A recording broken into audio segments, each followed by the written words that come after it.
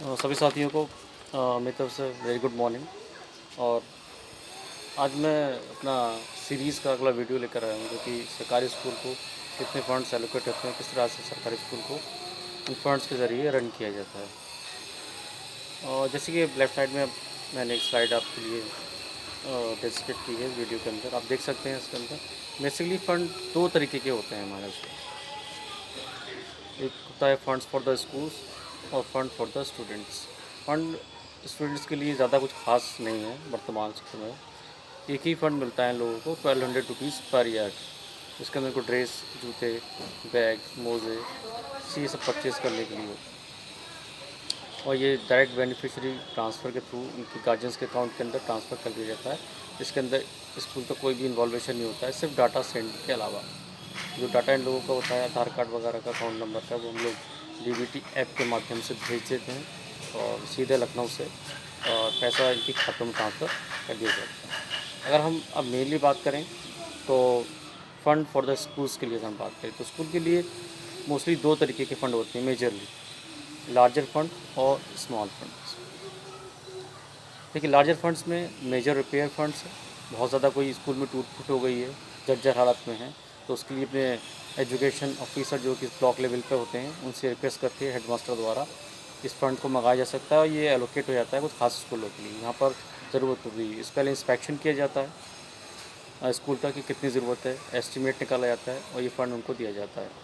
Major reconstruction, कुछ school इतने जर्जर हो चुके होते हैं बहुत ज़्यादा ख़राब हालत में, जिनको रिपेयर कराना पॉसिबल नहीं होता है, तो उनको नीलाम करके उनके पुराने भवन को उसकी ईंटें वगैरह आगे बेच कर और कुछ फंड गवर्नमेंट के हिसाब से जो नीलामी से पैसा मिला है प्लस गवर्नमेंट के जोड़कर उनको रिकन्स्ट्रक्शन किया जाता है। और इसमें एक फ़ंड और होता है लार्जर फंड्स के अंदर, बहुत रेयर होता है, बहुत रेयर। वो फ़ंड है न्यू कंस्ट्रक्शंस कि आपको ज़रूरत है एक एक्स्ट्रा रूम की या स्पेस कम पड़ रहा है स्कूल के अंदर आपके, तो आप उसके लिए भी रिक्वेस्ट कर सकते हैं, अतिरिक्त कक्षा जिसको बोलते हैं। दूसरा स्मॉल फंड्स की हम बात कर लें अब आगे, तो स्मॉल फंड्स दो तरीके के फंड्स हैं, फ़िक्स फंड और स्पेशल फंड्स।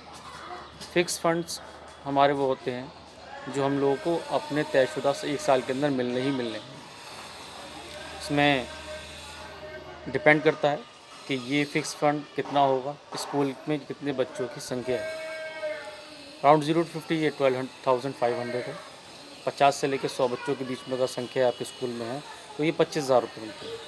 और 100 से लेकर 150 के बीच में 75,000 और 150 से अबव 1 लाख तक मिलता है। ये स्कूल के प्रेमिसेस पे डिपेंड नहीं करता कि आपका स्कूल कितना बड़ा है या कितने कमरे हैं। ये डिपेंड आपके नंबर ऑफ़ स्टूडेंट पे करता है कि आपके स्कूल में कितने स्टूडेंट्स हैं।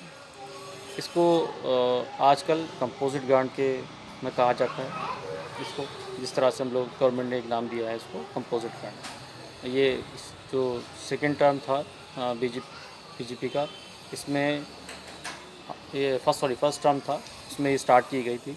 उससे पहले हमें बहुत कम फंड्स मिलता था, 13,500 रुपये लगभग मिला करते थे। और स्पेशल फंड्स, ये फंड्स कोई फिक्स नहीं होते और कुछ फ़ंड ऐसे होते हैं जो कुछ स्कूलों को मिलते हैं, कुछ को नहीं मिलते हैं।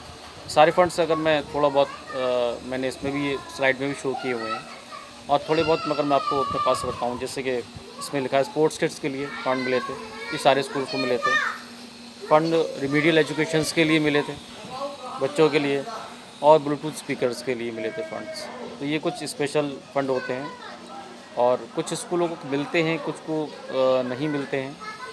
सारे स्कूल्स के लिए फ़ंड्स नहीं होते, कुछ फ़ंड ऐसे भी होते हैं सब स्कूलों को ही मिल जाते हैं। और इसके अलावा अगर हम देखें तो हम लोगों को किचन गार्डन का फ़ंड मिला, जहाँ पर स्पेस थी, जहाँ पर किचन गार्डन को सेट किया जा सकता था, वहाँ पर भी ये फ़ंड जो है दिए गए वहाँ पर कुछ ख़ास स्कूलों को।